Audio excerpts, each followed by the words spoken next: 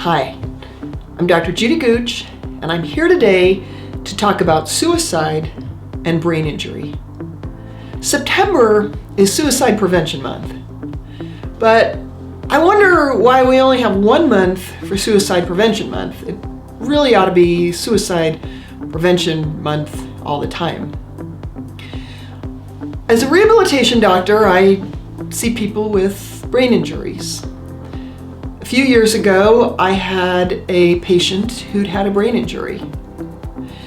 In high school, he was a good student and a great athlete, and then he had a severe traumatic brain injury.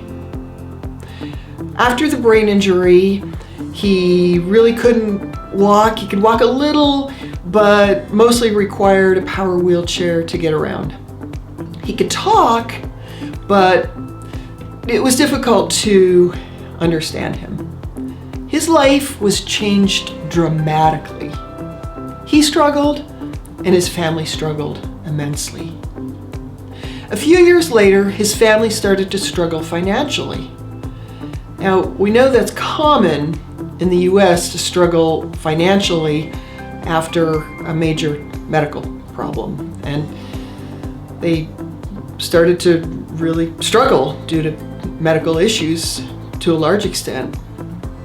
One day, my patient and his parents all committed suicide.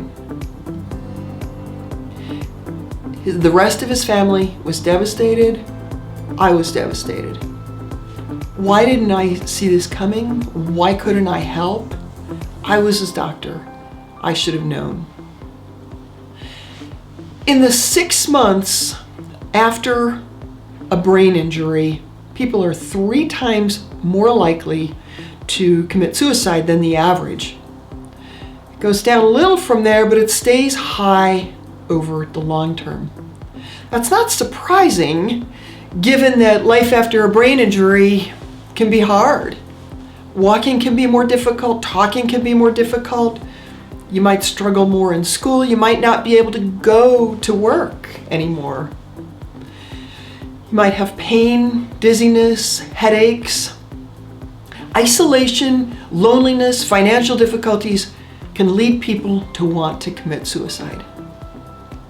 Just last week, in a Salt Lake City newspaper where I live, this is what they wrote about. It is September, Suicide Prevention Month.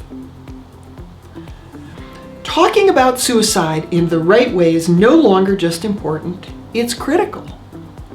Social distancing and stay-at-home orders have taken a toll on everyone and shown that no one is too young to be affected.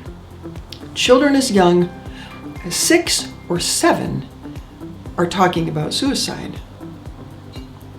Just as with any other health crisis, everyone plays a role in suicide prevention. Not just healthcare providers or mental health providers, but all of us. Simply talking to another individual and feeling understood can help people reduce the likelihood of wanting to commit suicide. And then I read in a Facebook post, in 2018, I attempted suicide. Today, I got engaged to my best friend. Stay for the healing, stay for the surprises, stay for the unknown. Life is worth living. After a brain injury, life can be more difficult.